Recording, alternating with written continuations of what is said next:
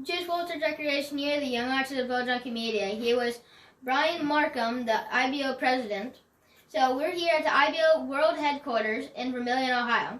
So what made you guys want to get the headquarters right by the water and where all the boats are? Because I don't really think looking outside makes it look like a hunting and shooting environment. Well, I guess the headquarters is determined by the location or the home location of the president. The previous president was Ken Watkins, whose home is in Vermillion. So he was able to move the office here, and it's been here for 20-some years. He was president for 19 years. So when I took over, we left the office here. Huh. So I didn't realize that. I didn't know it depended on the president. Yep. So what is the IBO? Well, the IBO was founded in 1984, so this is our 37th year. It's the International Bow Hunting Organization, and we were founded to promote, encourage, and foster the sport of bow hunting. So we are a bow hunting advocate group that raises money to fight anti-hunting issues. Okay. So, and we're able to raise our money through various ways, mainly our tournaments, yes, our archery tournaments. That's how we raise our funds and our sponsors, to do what we need to do for our mission. A known yardage in our IBO field events. Oh, yeah. But since the IBO basically wrote the book on 3D archery, yes. we were the first to develop a set of rules governing 3D archery. The first organization to have multi-state 3D archery events with a national champion, and the first to have a world champion 3D archer. So our history goes back a long way with 3D archery, and a very important element of 3D archery is unknown distance. Okay. Yeah, because I know some people, I hunt with a rangefinder, so I didn't know if you're going to make a class for those type of people or just keep it all unknown. Yeah, and a lot of people use that argument that we all hunt with rangefinders, but as you know, the more you hunt, you realize that you cannot have a rangefinder in your hand every minute. Yes. So you have to be able to judge that distance. We all rangefind waypoints, Yes. and then we have to judge in between there. Yes. So even though it is, a tool to help us when we hunt, mm-hmm. to make an ethical kill, the competition of 3D archery dictates that we have unknown yardage. Okay. So just to explain the differences, all other forms of archery is target archery. Yes. The only thing that separates 3D is the fact that it is unknown. Yes.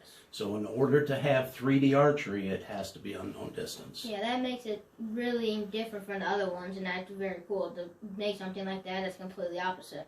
Yep, and just to add to that, you either believe that judging distance is a skill, mm-hmm. or you don't. If you don't believe it's a skill and you're just guessing, then there's an argument for saying that why not just allow everyone to use rangefinders. Yes.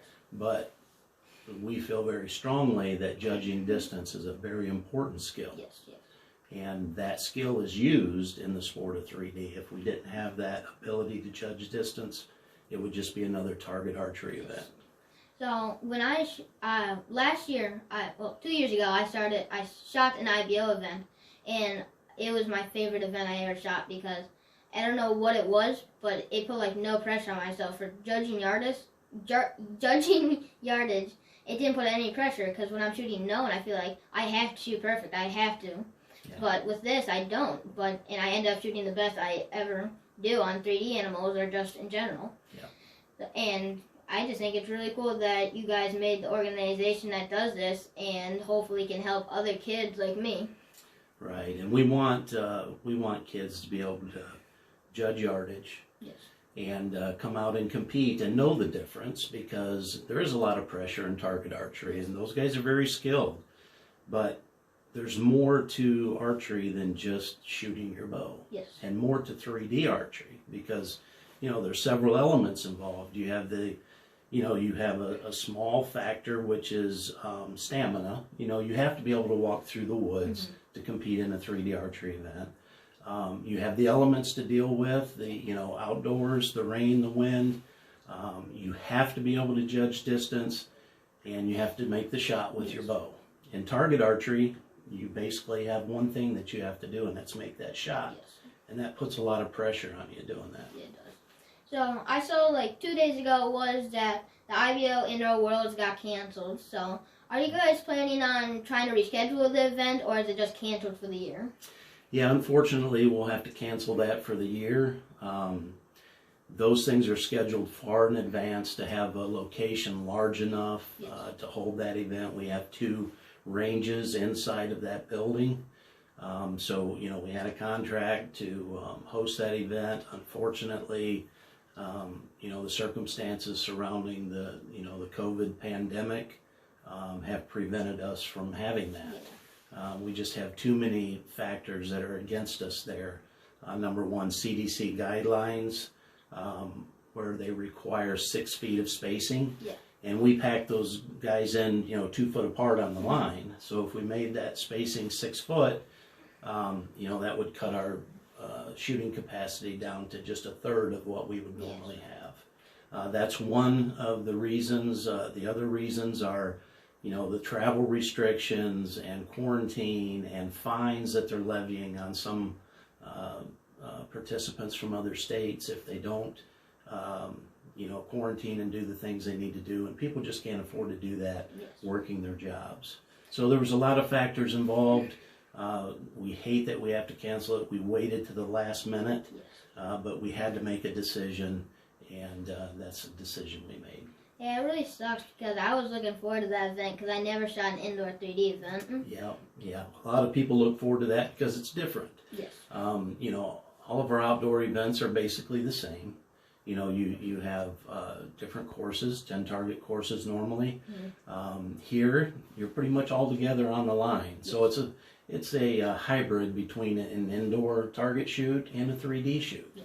So it's different. People enjoy something different, and a lot of people look forward to it, and we're sorry we had to cancel it. Yeah, it sucks a little bit. So, going on events getting canceled, you had events last year that were in PA and got canceled, mm-hmm. and indoors getting canceled this year that was in Ohio. So do you have any worries that your events that you have planned that are in Ohio this year and are in Pennsylvania that you think they are going to get canceled, or any worries about that? Well, we hope not, because we've seen through sporting events that we can hold sporting events safely. Mm-hmm. If they can line up on opposite sides on a line of scrimmage and play football and wrestle and play basketball, and we certainly can go out in small groups spread out over hundreds of acres and do it safely. I would say that that's probably one of the safest sporting events you can do. Oh, yes. Is outdoor 3D archery. So I don't anticipate anything this year causing us trouble. Last year I was very upset that they made the decision. I think a lot of it was political. Yes.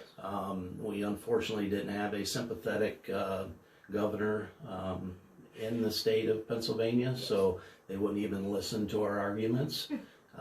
That showed that we were very similar to golf. They didn't shut the golf courses down, but yet they shut us down. So I was very disappointed in that, but I don't anticipate that happening again.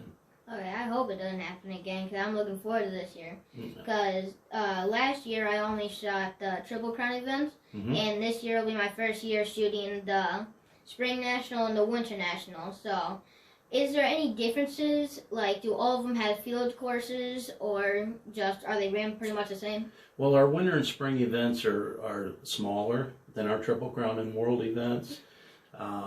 They do not have the field ranges there, because we just don't have enough room to set that up. Okay.